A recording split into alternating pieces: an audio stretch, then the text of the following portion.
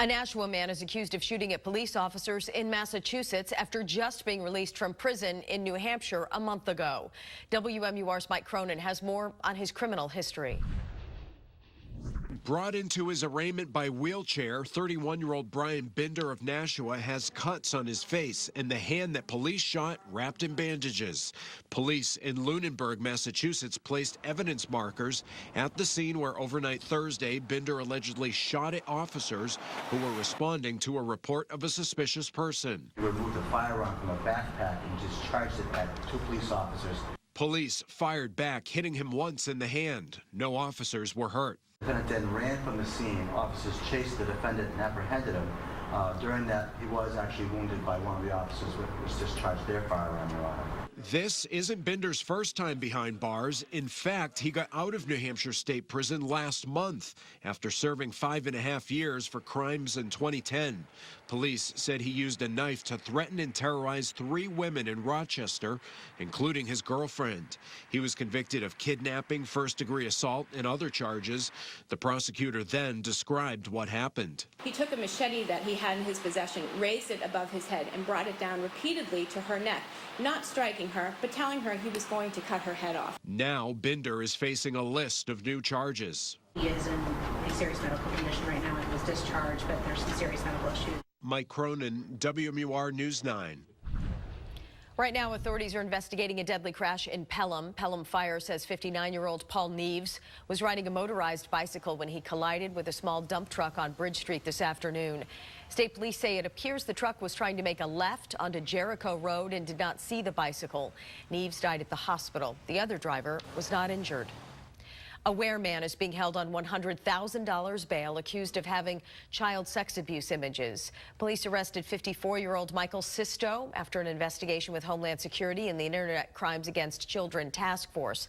Sisto will be arraigned on 14 counts of possession of child pornography on Monday. The North Country is getting a new state-of-the-art addiction recovery center. Officials broke ground on a new 32-bedroom addiction treatment facility in Bethlehem Friday. The $5 million Friendship House is being funded by local, state, and federal grants and loans, along with a $2.5 million anonymous donation. Many who work every day with those battling addiction say this recovery center is key to dealing with the epidemic in the North Country. I am ecstatic to be able to not have to travel 2.5 hours to bring somebody at 11:30 at night to get treatment. Construction on the nearly 18,000 square foot building is expected to be complete by May of 2018. To Boston now, where public libraries are dealing with an ongoing problem, people leaving hypodermic needles on bathroom floors. The main branch of the Boston Public Library has been working on solutions and is partnering with city agencies. The mayor says it's a citywide effort focused on the fallout from the drug epidemic and its victims.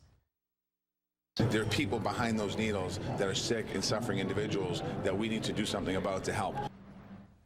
The library says it is addressing the problems in the bathrooms, but also focusing on the people using drugs. State health officials say another person has been diagnosed with a rare mosquito virus. HHS says an adult in Goffstown has Jamestown Canyon virus. This is the second human case in New Hampshire this season. JCV is typically circulated between deer and mosquitoes. Symptoms include fever, muscle aches, fatigue, and headaches. Local heart disease survivors gathered for a Go Red for Women luncheon in Manchester Friday. Our very own Charisse LeClaire emceed this event.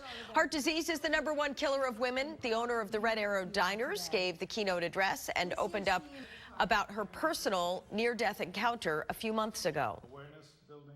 The message is to listen to your body. I only realized my symptoms after my heart attack. The event also included several breakout sessions on how to prevent the disease. Coming up right here on News 9 this morning, a scare at the Air Force Academy. The reports of an active shooter following a racial incident on campus. New details coming soon from the Coast Guard as they prepare to release their findings about the sinking of El Faro.